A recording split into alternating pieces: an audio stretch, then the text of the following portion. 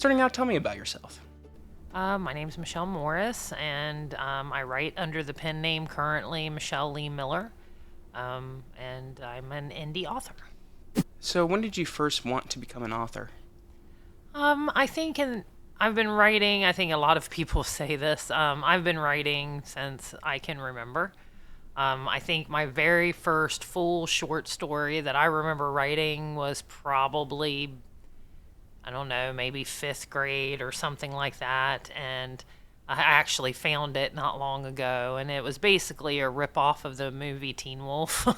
um, so I've always written. I don't know that I really journaled a lot. I know that you hear that a lot. I kind of wish I had, and I wish I'd get into it. I think that I would have a lot more memories of specifics from my past, but I always did, jot down creative story ideas. So I think in the back of my mind, I always wanted to write creatively. I did go to college for an English literature degree.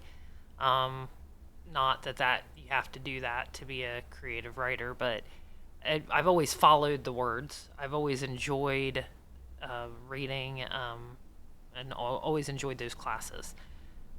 I I don't know why being an author was never really one of my goals. I don't remember that being a goal as a young kid. But also, growing up where I grew up and with the resources we had, I'm 99.9% sure that saying I wanted to be a novelist or a creative writer would not have really garnered much support as anything other than a hobby. As a matter of fact, I'm 50 years old now, and that's still kind of how it's treated by many people. I know I did at one point consider journalism.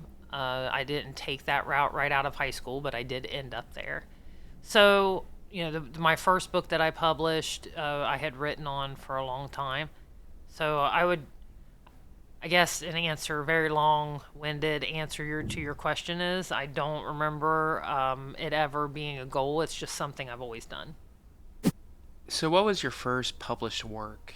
And can you tell me a little bit about that journey that led to you publishing that work?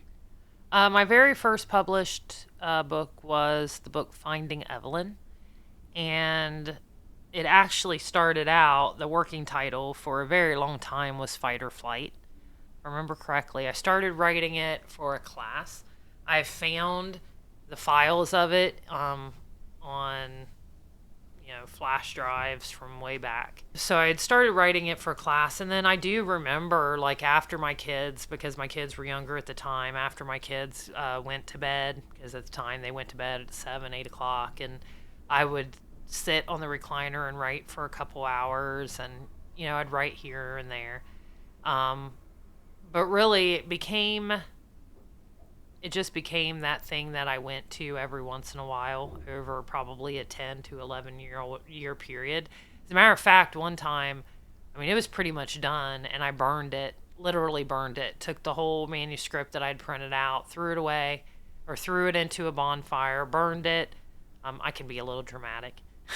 And deleted it from my computer. And I think it was a couple years later that I was cleaning off old flash drives and stumbled across a backup copy because I back up and saved at different places and picked it back up again. And I was like, wait a minute, this is not that bad. But I had convinced myself that it was absolute trash and to just let it go. And so then I started tweaking it and I started working on it again. I don't remember if I actually sent out any query letters to traditional publishers. I might have, maybe once or twice. I can't remember. But basically it was published. I had a friend who used to be a English teacher. She was older than me, and she is retired as an English teacher. And I had her read it, and she loved it. And she did not read fiction, but she loved it. and it kind of gave me a boost. If she had not read it and loved it as much as she did, I don't know that I would have published it eventually. But she kept pushing me to do what I needed to do to publish it. And then one weekend, I was bored, which I have a tendency that when I'm bored to start new businesses. I don't know why, it's a thing. Um, I got bored one weekend and I had stumbled across Amazon's KDP. At the time it was Create Space. I don't know if it's KDP too. I don't remember. It's been a while. And I saw that you could publish on your own. And at the time, honestly, I don't remember if I'd ever read an ebook or not. I can't remember. I had listened to an audiobook once that I got from the library. But most of the time I read paperbacks. But I started reading where I could publish as an ebook on my own and how it works. And I spent the whole weekend learning how to upload this book to Amazon. And you had to charge, I think, 99 cents. And so the cover was horrible, but I put it together. I made my own cover, and then I just put it out to my friends.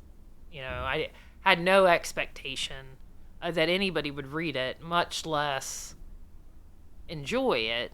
I just put it out on Facebook to my friends and went about my day. Well, I started getting feedback from people who, off Facebook, some people family, some people close friends, some people I hadn't talked to in I don't know how long, had picked it up, started reading it, and loved it, which was so surprising to me.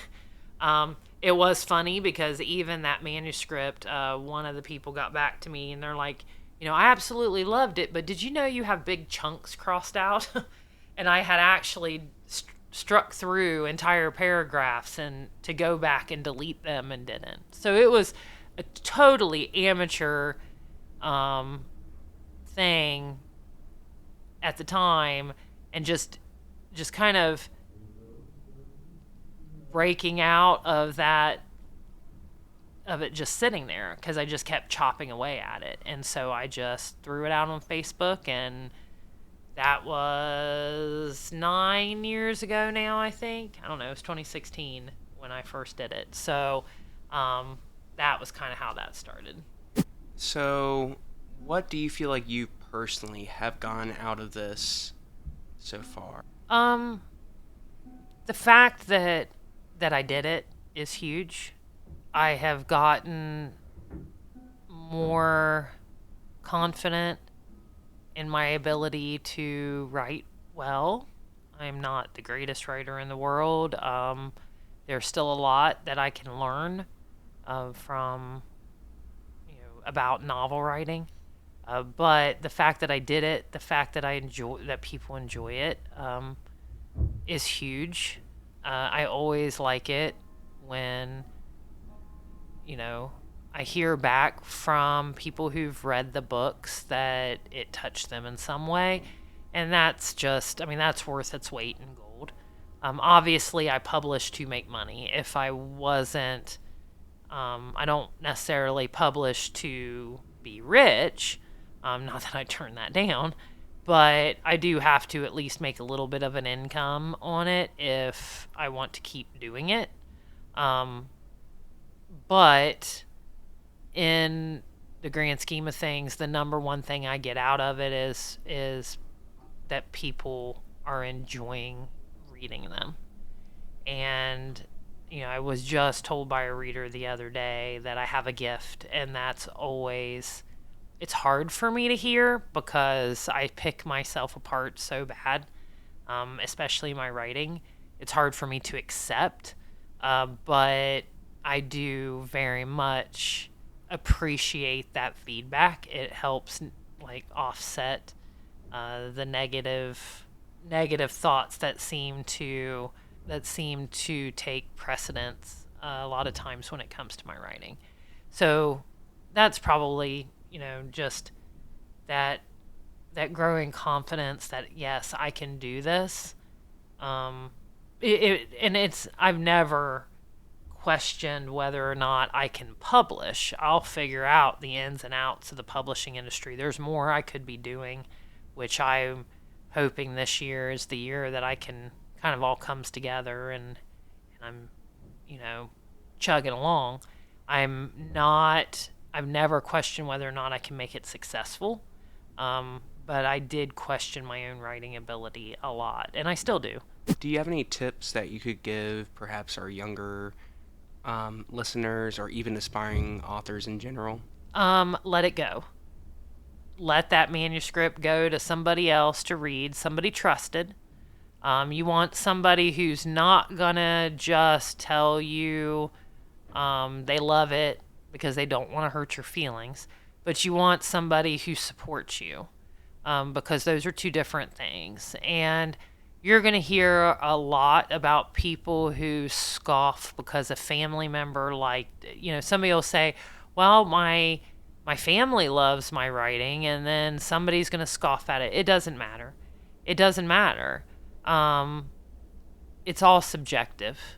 And they very well may just love it because it's you, and that's okay.